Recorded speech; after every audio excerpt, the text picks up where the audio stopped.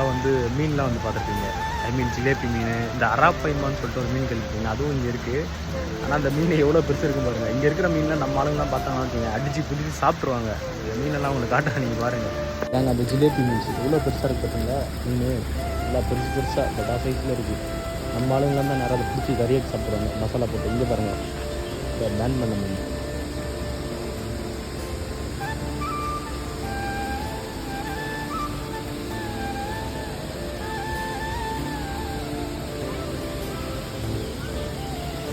இதெல்லாம் வந்து பார்த்தீங்கன்னா 5 ரூபாய் அங்கே என்ட்ரி டிக்கெட்டு. இது வந்து பட்டு கேவ்ஸ், அந்த முருகன் கோயில் இருக்குல்ல அங்கே. நீங்கள் வந்தீங்கன்னா 5 ரிங்கெட் கொடுத்தீங்கன்னா இது உள்ளே போகலாம், இல்லைன்னா வெளியே போக முடியாது.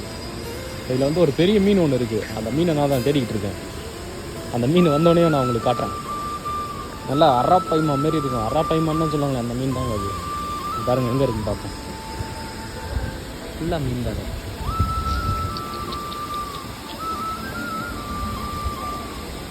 ஆமாம்.